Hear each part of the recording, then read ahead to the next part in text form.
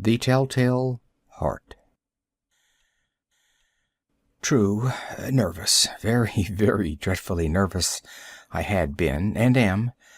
But why will you say that I am mad? The disease had sharpened my senses, not destroyed, not dulled them. Above all was the sense of hearing acute. I heard all things in the heaven and in the earth. I heard many things in hell. How, then, am I mad? Hearken, and observe how healthily, how calmly I can tell you the whole story. It is impossible to say how first the idea entered my brain, but once conceived it haunted me day and night. Object there was none, passion there was none. I loved the old man. He had never wronged me. He had never given me insult. For his gold I had no desire. I think it was his eye. Yes, it was this. He had the eye of a vulture, a pale blue eye with a film over it. Whenever it fell upon me, my blood ran cold. And so, by degrees, very gradually, I made up my mind to take the life of the old man and thus rid myself of the eye forever. Now, this is the point. You fancy me mad. Madmen know nothing, but you should have seen me. You should have seen how wisely I proceeded, with what caution, with what foresight, with what dissimulation I went to work. I was never kinder to the old man than during the whole week before I killed him. And every night about midnight I turned the latch of his door and opened it, oh, so gently. And then, when I had made an opening sufficient for my head, I put in a dark lantern, all closed, that no light shone out, and then I thrust in my head. Oh, you would have laughed to see how cunningly I thrust it in. I moved it slowly, very, very slowly, so that I might not disturb the old man's sleep. It took me an hour to place my whole head within the opening so far that I could see him as he lay upon his bed. Ha! Would a madman have been so wise as this? And then, when my head was well in the room, I undid the lantern cautiously. Oh, so cautiously. Cautiously, for the hinges creaked. I undid it just so much that a single thin ray fell upon the vulture eye. And I did this for 7 long nights, every night, just at midnight. But I found the eye always closed, and so it was impossible to do the work. For it was not the old man who vexed me, but his evil eye. And every morning, when the day broke, I went boldly into the chamber and spoke courageously to him, calling him by name in a hearty tone, and inquiring how he had passed the night. So, you see, he would have been a very profound old man indeed to suspect that every night, just at 12, I looked in upon him while he slept. Upon the 8th night I was more than usually cautious in opening the door. A watch's minute hand moves more quickly than did mine. Never before that night had I felt the extent of my own powers, of my sagacity. I could hardly contain my feelings of triumph. To think that there I was, opening the door little by little, and he not even to dream of my secret deeds or thoughts. I fairly chuckled at the idea, and perhaps he heard me, for he moved on the bed suddenly, as if startled. Now you may think that I drew back, but no. His room was as black as pitch with a thick darkness, for the shutters were close fastened through fear of robbers, and so I knew that he could not see the opening of the door, and I kept pushing it on steadily, steadily. I had my head in and was about to open the lantern when my thumb slipped upon the tin fastening, and the old man sprang up in bed, crying out, "Who's there?" I kept quite still and said nothing. For a whole hour I did not move a muscle, and in the meantime I did not hear him lie down.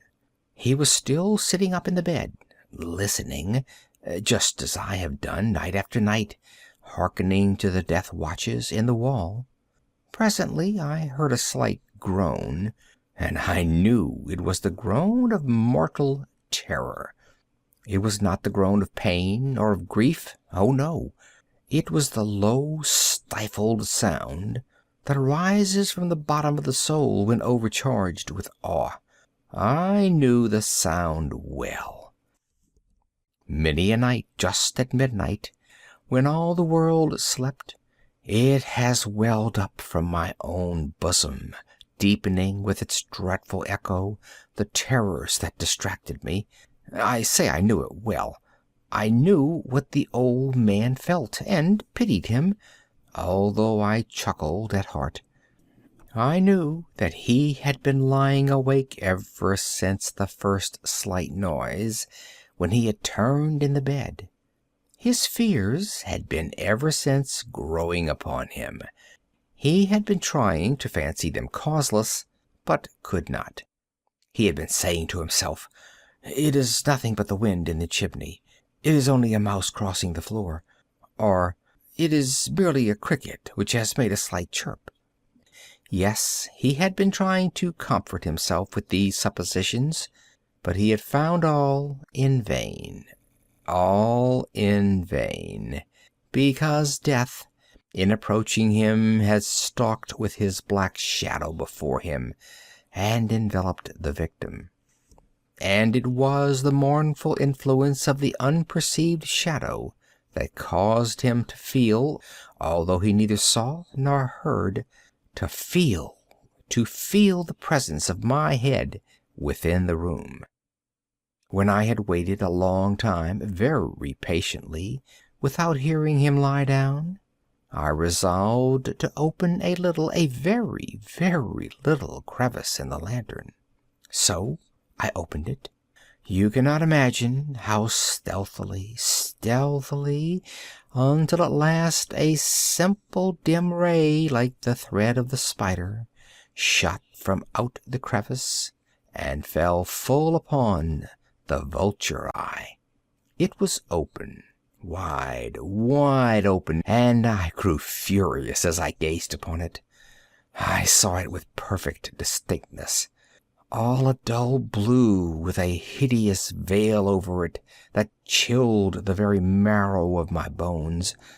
But I could see nothing else of the old man's face or person, for I had directed the ray as if by instinct, precisely upon the damned spot. And have I not told you that what you mistake for madness is but over-acuteness of the sense?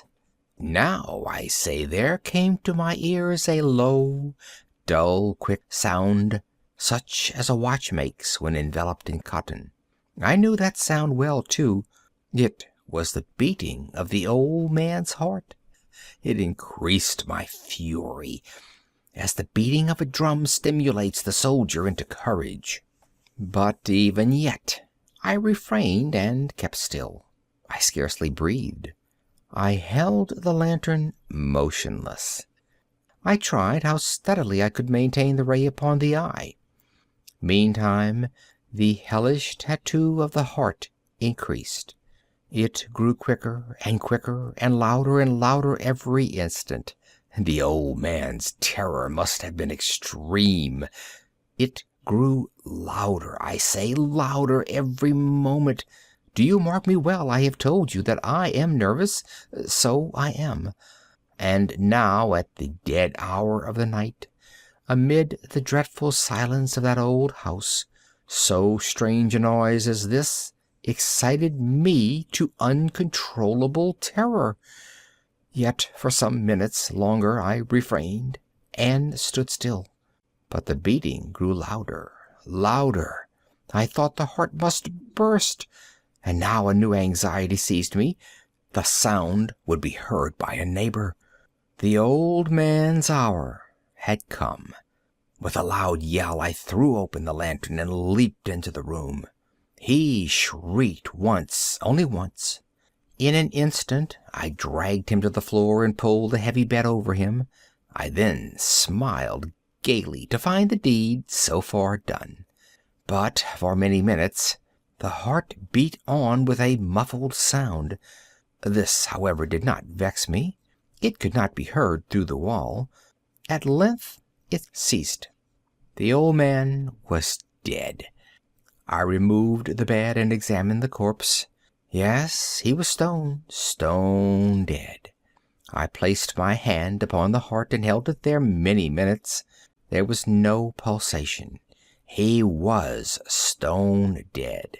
His eye would trouble me no more. If you still think me mad, you will think so no longer when I describe the wise precautions I took for the concealment of the body. The night waned, and I worked hastily, but in silence. First of all, I dismembered the corpse. I cut off the head and the arms and the legs. I then took up 3 planks from the flooring of the chamber, and deposited all between the scantlings.